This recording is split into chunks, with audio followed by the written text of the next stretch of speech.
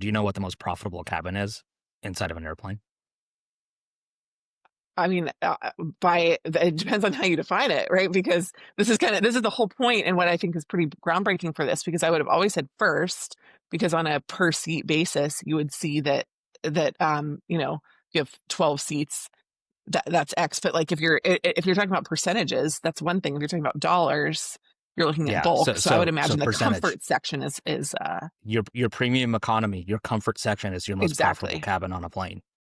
Good morning and happy Friday. Welcome to Market Outsiders. I'm Namaan. Today we are diving into the business of airlines, specifically Delta Airlines. And we have the latest financial reporting from Delta linked to in the show notes. If you want to look at the numbers and follow along as we talk about these really blockbuster earnings from Delta and some really incredible future projections, then go ahead and do that. But we're going to be diving into the premium brand positioning of Delta and where they see most of their revenue growth coming from in the next year. Before we dive into that, if you have not rated, reviewed, or subscribed to the podcast, please go ahead and take 10 seconds to do that. We really, really appreciate it. While you're taking care of that, Jenny Rae, happy Friday. How are you? Hey, Naman, it's good to see you. I think I'm going to open today with some Buffett lore, and I'm not talking about Jimmy. I'm going to, lay on a little bit of the history of kind of what I've studied with Warren Buffett's interest in airlines and then disinterest in airlines. Some of you might not even have been investing long enough to have followed some of this background, but basically, over a decade ago, Buffett took a pretty big stake in all four major US airlines at different times. He accumulated a stake, as he often did. And his thesis was basically this, like, it was the same as with rail, which is another sector in which Buffett has a share. BNSF, I think, in particular. And I'd done some work when I was at Bain on CSX for a hedge fund. I kind of came to the same conclusion there, which was like, wow, like these rail operators treat themselves like parastatal organizations, but they're actually captive audiences, and the alternatives are terrible, right? The alternatives are trucking, which is very expensive, or it's, ship, which is very slow, very unpredictable. So if you're sending something on rail, you're pretty much willing to spend 2, 3, 5, 10x what it is to go on that way. And so Buffett made that same thesis about airlines, and then he dumped him during 2020. And he was like, I was wrong. I fundamentally was wrong about the industry. I was wrong about, a lot of the leaders inside the airline industry. They are kind of credit card companies disguised as airline operators, and they don't have the pricing power that I thought that they did. And so it was kind of this like initial thesis of, hey, we might see the writing on the wall for business travel. And so Delta's earnings today, to me, Namaan, are pretty interesting because I've seen both a thesis that basically the entire pricing for airlines is completely inelastic. Like you could charge X in the premium cabin what you could charge in the main cabin or what you could charge otherwise, and people are still going to buy the seats, and they're going to buy them at a rate that makes sense. And then I've seen the opposite lore when you see things that are happening like Southwest right now. So I'm really excited to dive into the conversation. In the middle of the shutdown this week, I flew 4 times and none of my airports have closed. So I feel like that feels real lucky right now. And I've got 2 more flights coming up this next week, and I'm a little bit more nervous about those. So we'll see how it goes. I only had 1 hour of cumulative delays this week, so I'm feeling pretty lucky with all that's going on right now, because I know there's been ground stops in certain airports. There's been air traffic control towers that have been completely empty. So I'm counting my lucky stars that I've not been stranded somewhere. Yeah. I don't know what the strategy is right now. Do you go hub to hub and then like hope that your hubs are going to stay open? You feel like if you're going to divert resources, you've kind of got to go there. But yeah, it's an interesting moment in air travel. And I don't know about you, but the shutdown doesn't feel like it's coming to a close anytime soon. So I feel like I've got some pretty strong certainty that this next week will be an adventure. But anyhow, do you want to weigh in on anything? You want to bring in a Jimmy Buffett quote? Like, tell me where you want to go. At the beginning of this call, as we're talking about Delta, you If I had just a want to dive in. margarita, I would, but no margarita for me this morning. So let's skip But the what Jimmy flavor Buffett. would it be, Namaan? Come on, like let's go there. That's a mystery that I don't know if our audience has earned yet. Okay, We'll fine. have to have I'll a tell them. margarita themed episode Yeah, we will. and do the big unveil. I'll have to tell you, so I'm a gardener, and have a very active garden. And the weirdest kind of margarita that is absolutely my favorite is cucumber. So when you have so many cucumbers, there are only some things that you can do with them. Like you can make them into, you can slice them. That's kind of the most common way. You can pickle them, but self-pickled pickles and cucumbers are not even my favorite thing to do. I love pickles, but it's such a process. So cute fruit we dice and then we freeze bags of cucumber, and then throughout the year, especially when people come over, we have cucumber margaritas. They're like the original skinny margarita. But anyhow, yeah, that's mine. I'm laying all my cards on the table. So you can play Okay, hard to that's get, unique. I will. but I will. yeah, maybe you're a premium cabin flyer. Let's find out. Let's find out. So I'm gonna go ahead and share the story so that folks can kind of see it on screen that caught my attention this morning. And like with everything that we do, I generally read these stories for my interest in understanding what's happening underneath the surface, not because this is what I think is actually happening. So what they said is Delta bet on wealthy Americans driving the economy. And they said premium seats are set to overtake main cabin for the first time in history. Um, First of all, I just want to say, if you're wealthy, you're not flying Delta. In the like initial definition of wealth, you're It's all you're flying relative. private. You're flying private, right? And then maybe transcontinental, but in general, you're flying private. Also, wealth here is conflated with business travel, which is not your wealth, but the wealth of your company or shareholders. And so, what the second part of this I do think is exactly what they're trying to say. Right? Premium seats are set to overtake main cabin for the first time in history. When I read that the first time, I thought, what I expect to be true here is that premium seat revenue is expected to overtake main cabin. It's not that we're going to Hmm. be front loading our planes so that the front half is full and the back half is empty.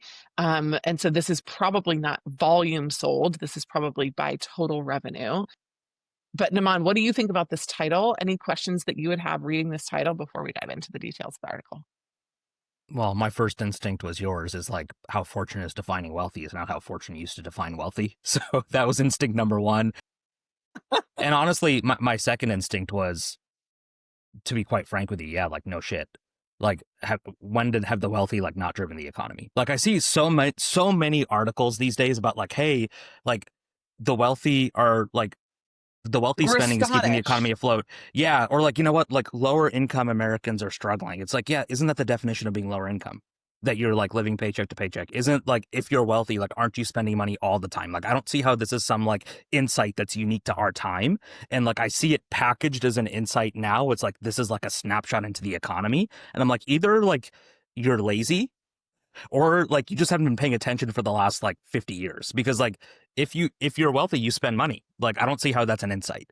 So And anyways, that countercyclically, right? You don't you yeah. spend it when you want to, not when things are cheaper or Yeah. when the buys are good. Like, yeah, So exactly. anyways, that's just one of my pet peeves when I read a lot of kind of business and economic news. I'm just like, why is this very obvious thing being packaged as an insight?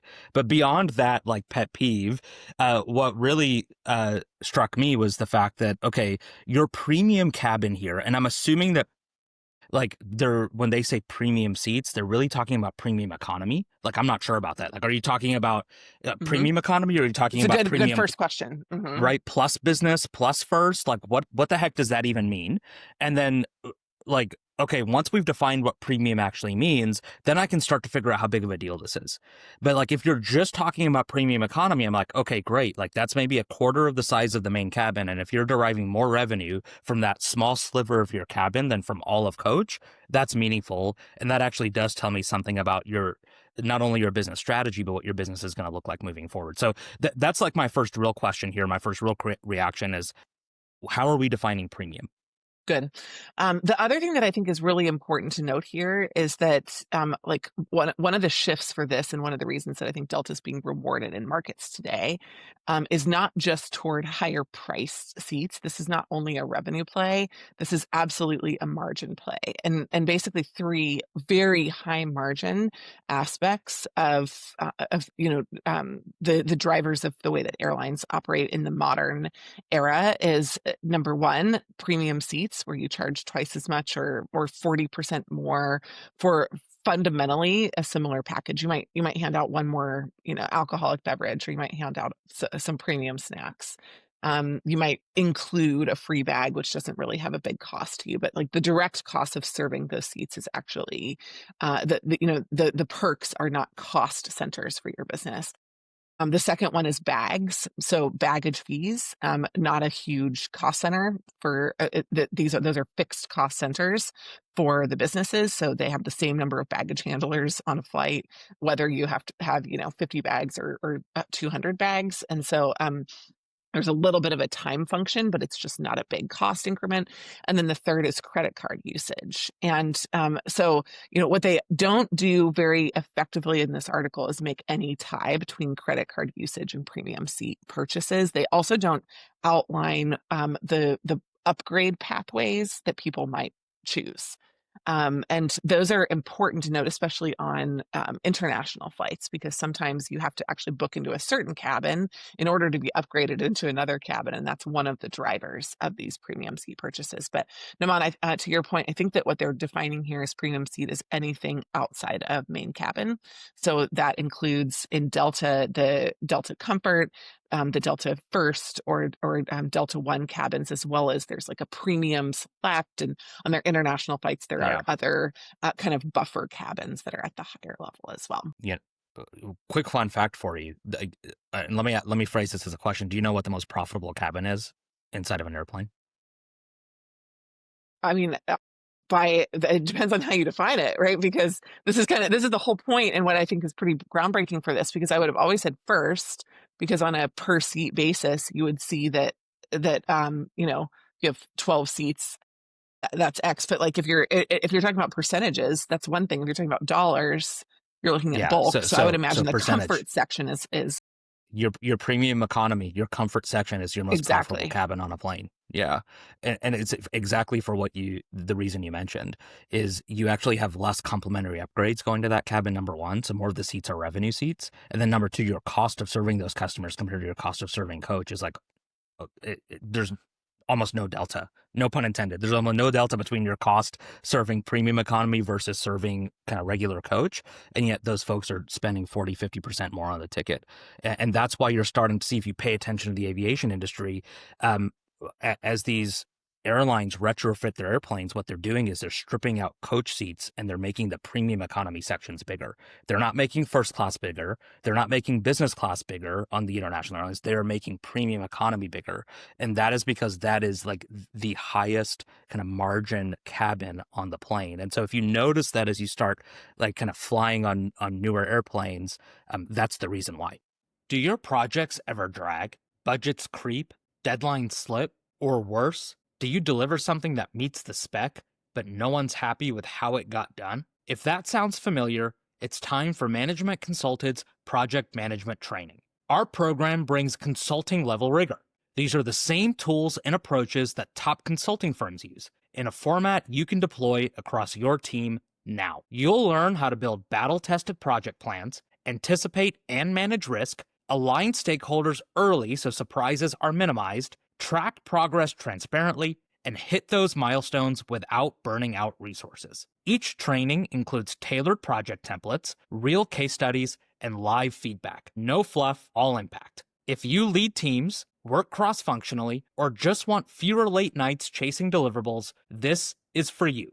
Head to managementconsulted.com/project-management-training. That's managementconsulted.com/project-management-training to invest in a program that will save your team time, money, and heartache. I've flown very few international first class flights, but I've flown a lot of redneck first class flights, which is basically where not even paid for them, but where I'm like, look, I got 3 coach seats and I can now lay down.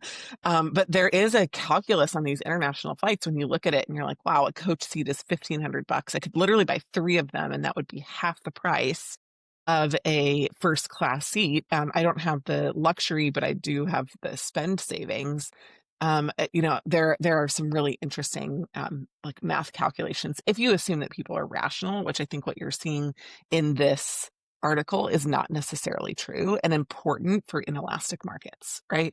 You can't assume that people are highly rational in inelastic markets because they aren't necessarily just going to make their choices based on what is financially the savviest in these situations.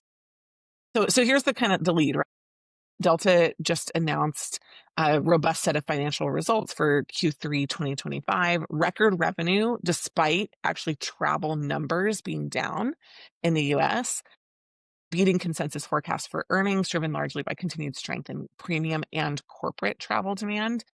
And please note that Q3, ended in September, and so that includes summer travel, which is particularly interesting, I think, because usually summer travel is higher occupancy, lower kind of dollar per seat revenue. So when we look at those numbers, I think that's kind of important to note as well. But they had a earnings per share at the upper end of the guidance. And this is what I was talking about earlier, right? They're planning to expand margins, but that's the lead here, which I think is the key. Grow revenue, which is kind of their revenue growth is honestly kind of tempered, and then capitalize on premium travel trends as they keep going. Also, the results for America's most profitable airline doesn't mean that they're highly profitable. It just means that they're the most profitable Yeah. out of the class of other Airlines airlines. overall are incredibly low margin businesses. Incredibly low margin Most businesses. airlines lose money on their core operations. Like you mentioned earlier, almost all of the actual profit from the business comes from the credit cards. That's exactly right. So here we go, right? First class and comfort plus, to answer your question earlier, Naman, this inflection in main cabin demand rose by 9%. So a really, really high growth rate. And again, that's optimized pricing. That's not necessarily just higher pricing, that's optimized pricing. So that actually may mean that in some situations you have lower pricing for a comfort seat that you're not giving away for free. I'll get onto the United sometimes, like the day before a flight, and I'll say, "Hey, wow, this flight has literally every premium comfort seat open." So there'll be like 20 premium comfort seats open on the flight. And what that basically means is that they were not able to sell them. So it doesn't only mean that Delta sold these for more money. It means that they also could have sold more of them to aggregate into that 9% increase. And I would argue that Delta is probably better than the other airlines at selling some of those premium I seats. would argue that they are, and I've held status with all the major airlines at one point in my life or another. And I'll say that in my experience, Delta is the stingiest with complimentary upgrades. And so, and one of the things that they had conditioned me to do is actually pay attention to the upsell offers because I knew I wasn't going to get the complimentary upgrade. And so, it was kind of frequent flyers like me who they were really targeting with those offers and saying, "Hey, you know what? Extra $50, why don't you go ahead and upgrade to Comfort Plus?" Even though like I was technically eligible to get the upgrade for free if a seat would have been available. Or hey, you know what? Like extra $200 first class. And what they're doing a lot better job of, just from my own personal experience, is actually just, even if it's not like a big dollar amount, deriving incremental revenue from every premium seat instead of giving it away for free as an upgrade. And just in my own personal experience, I do a better job of that than United, than American, or than any other airline that I've seen.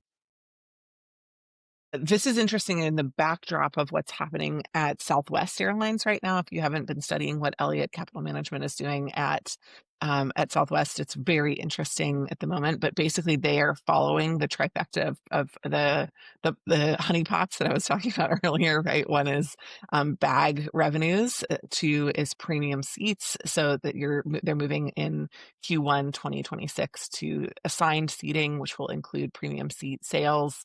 And then they also are really trying to drive credit card usage. I would actually assume that they potentially could be moving backwards right now. I'm not sure what those numbers are. I haven't seen them, but I do think that in the long run, that strategy will be a profitable strategy, even for an airline where this wasn't their core customer, right? The business traveler wasn't the core customer.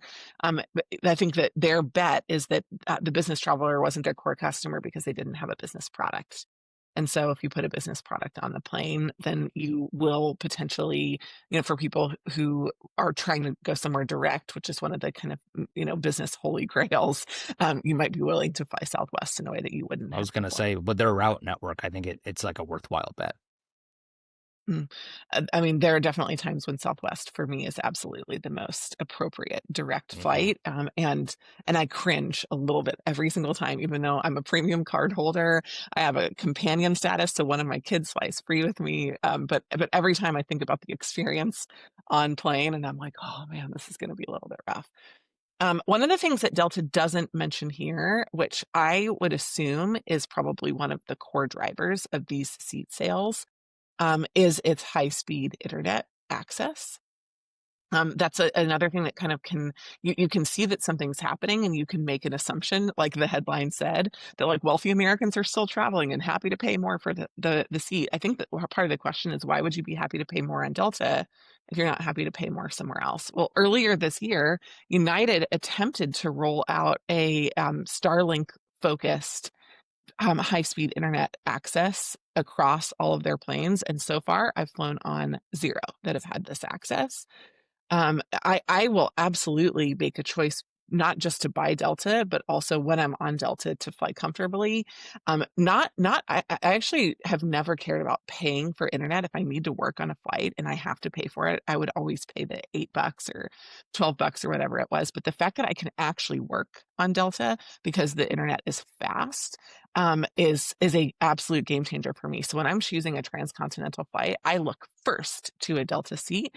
Now I'm anecdotal. I would never extrapolate that to an entire company's earnings profile, but you do have to sometimes, if you want to be a market outsider, like we're talking about on the pod, you have to think about the things that are the actual drivers of behavior.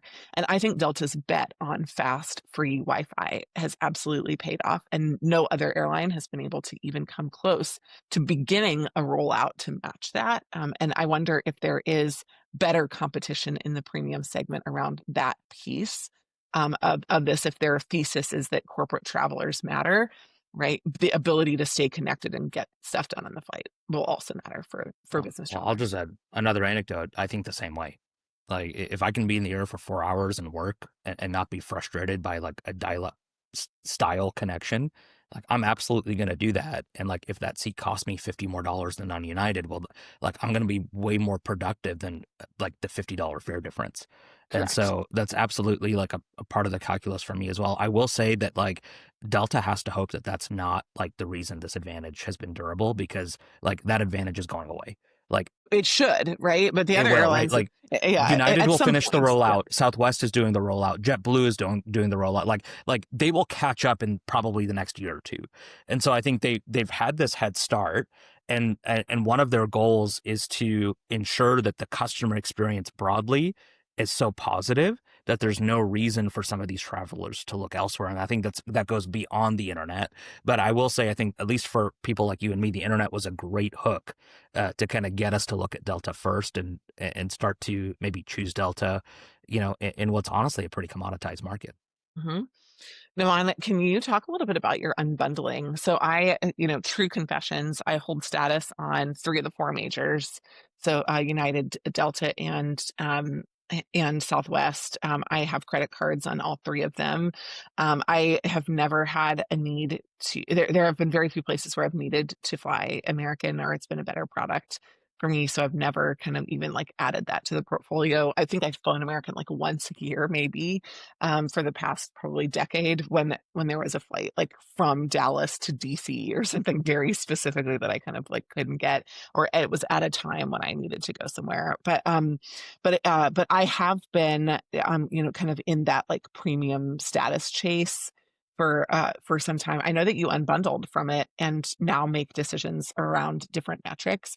I don't know who is more indicative of the audience for Delta Airlines, me or you, but I think your perspective would be really interesting here. What is your decision factor when you're looking at Yeah. flights right now? Yeah. Well, and just to give people a little bit of context, right? Like there was one year where I had held status on all 4 majors simultaneously. So like you would think that like I was the kind of customer that all of these airlines wanted. And I just You might be more of the customer that they want than I even am, now, is what is yeah, kind of my point, right? Yeah. yeah. But anyhow, what Um, is that customer? Who are you? Who are you, Namaan? What kind of Yeah, margarita do you well, like to drink? I travel quite a bit for my job.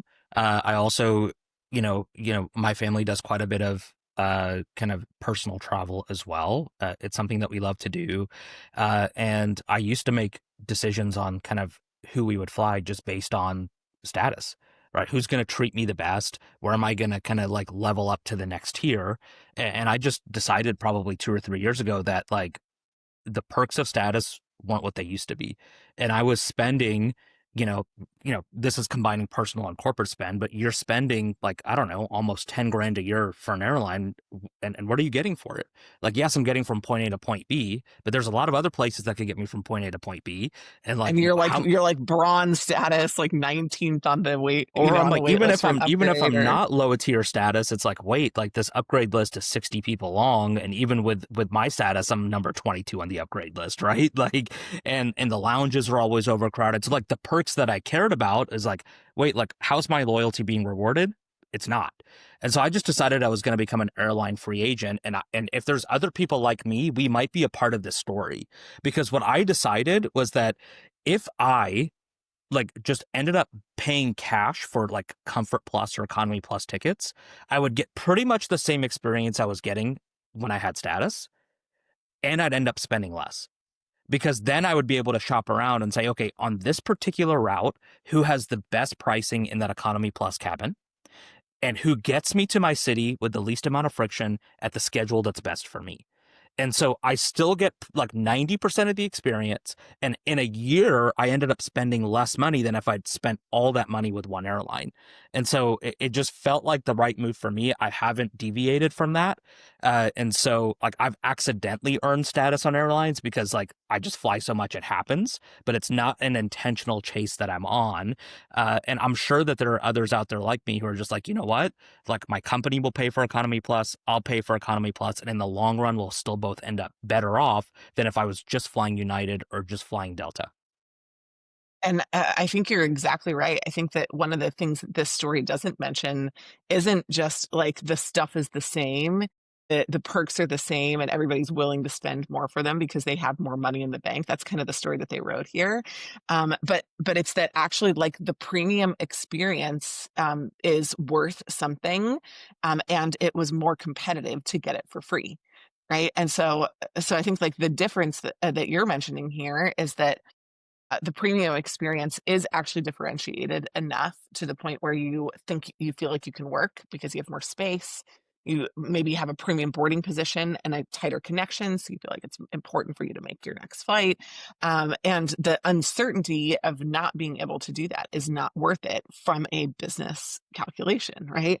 So yeah, if you're a leisure traveler and you can miss your first day of your whatever, then it's kind of not as big of a deal. But with tighter timelines and quicker turns and like day trips and other things that we're busy focused on, like you said, that kind of the reliability and also just the certainty is really really valuable. So I think that this is interesting, right? Delta's shares surged 6%, one of the highest performers in the S&P 500.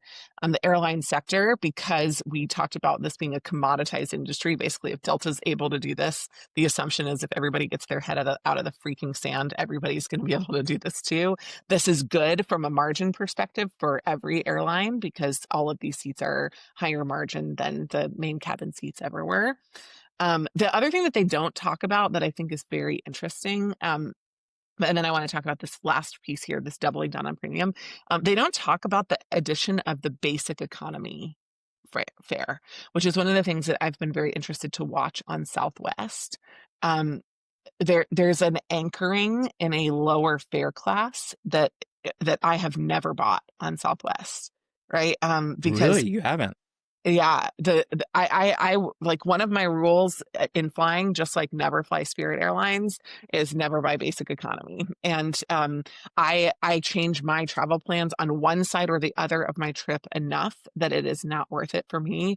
I don't care about as much about fares being refundable. If I buy them really early, I'll buy a refundable fare, but usually I'm pretty happy to bank credits because I travel often enough. But the inflexibility, like the not just the limited flexibility, but the inflexibility of basic fares to me is an absolute no-no. Even on Delta, my husband bought one time. He booked into a boys' weekend with our kids, like a camping weekend at a summer camp in the spring, and it was a set weekend where he knew he was going somewhere. So from Sacramento to Huntsville, Alabama, on this very specific day, he bought like basic economy tickets. But literally, probably in the past decade, they're the only basic economy tickets that we've bought. But oh, go ahead.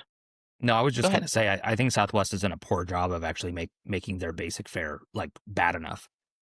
And so we'll have to Well, talk about that on on a, the mile side, that's true. yeah, But because you're right with Delta or United, I never buy basic, but I actually find myself sometimes buying it on Southwest because I'm like, oh, like some of the perks I wanted are still here.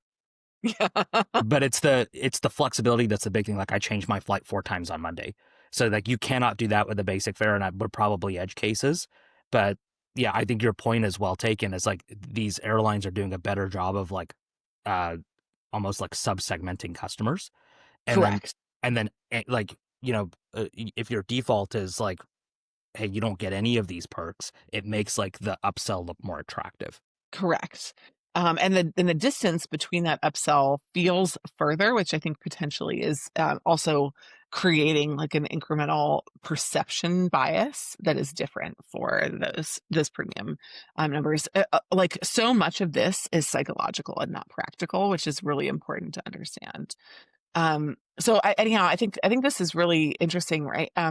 Delta's seeing many more opportunities in premium in the coming years. I've been in lounges in every one of these cities, LA, Boston, New York, and Seattle in the past like 6 months. Um, right.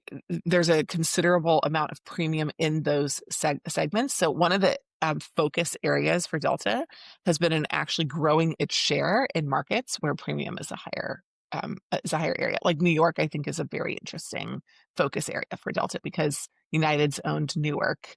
Delta has absolutely shared LaGuardia and barely, been at JFK.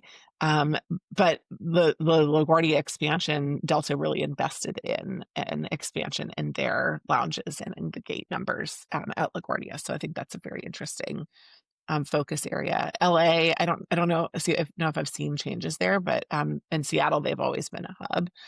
Boston was an interesting one to me. Um, but also, right, built generational experiences throughout the airports. I do have to say, like my kids request flying Delta. It's problematic for me. It's definitely more expensive than other flights when I'm bringing them with me, but they know that Delta is going to treat them in a different way. And I would suspect that if they went at some point having choice, and if they didn't follow the same pathway that I did, that generational experience does matter. They go into the lounges and people recognize them. They know their names. That kind of experience at a young age is pretty fascinating. And I do notice a lot more of those kind of like I would call them like family business travelers. So we don't only travel as a family for leisure, but when I'm on business, the whole family sometimes will come Yeah. in. And I do notice that on Delta in a different way, which is part of bringing an incremental group of people into that premium cabin, right? If you have a single seat Namaan versus if you have three of you in your family, then that's really different. Yeah, I think it's always been a good bet for a lot of these businesses to cater to like your premium segment. Like if given the choice, I'd rather serve a smaller subset of customers at a higher price point than the inverse. And so What's shocking about this is that this is as they kind of mentioned in the article, but maybe don't mention enough. This is the first time that sub segment is not the smallest portion of revenue. yes, Right. yeah, So usually you would be like, I want to serve these customers. I will assume that they will drive 20% of my revenue and 40% of my profit. But to be able to drive plus 50% of revenue in that segment means that you're looking at 60 to 70% of your profit coming from yeah. that segment. Like that is a really big game changing shift in the hmm way that these businesses operate. How long till they Margins are just still strip? tiny, but yeah, Yeah, like how long until they just strip out coach seats altogether, and it's like you've got those like bars at the top of the plane where you're just standing there. Like that's gonna be the like a basic buckle in a economy, and bar, like yeah, exactly. It's gonna be the like the New standing York on the back Metro. of a bus, except you're gonna be on a plane. Like, who knows? I'm not necessarily looking forward to that future, but I do Have you think ever it's flown on interesting. Ethiopian Air, Namaan? I haven't.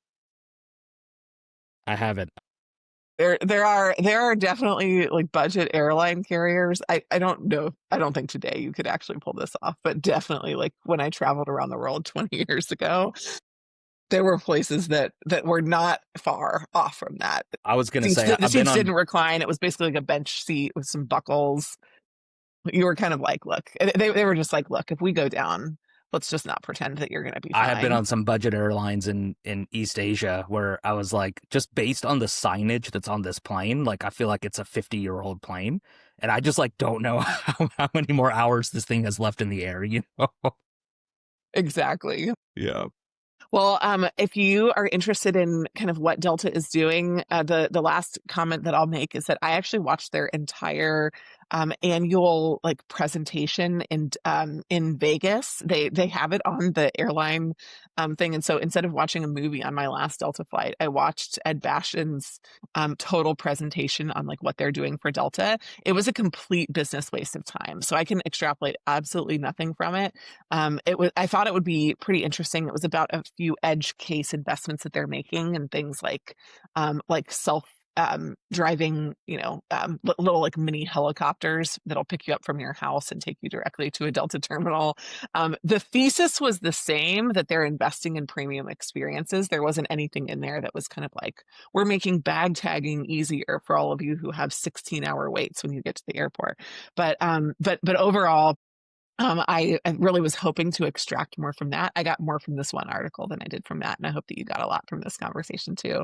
So if y'all are not already subscribed, hanging out with us, or if you haven't told us your favorite type of margarita, Naman, how many margarita notes do we need to get for you to reveal your margarita of choice? If we get 10, I'll reveal it. Ooh, I like that. Okay. We're going to read those out. So send us a message, team@managementconsulted.com, with your margarita flavor. If you're straight up, if you're classic, if you're frozen, if you're on the rocks, like give us something about margaritas so that we can get this information out of Naman. But thanks so much for listening. We hope you enjoyed Market Outsiders today, and we look forward to being with you next week.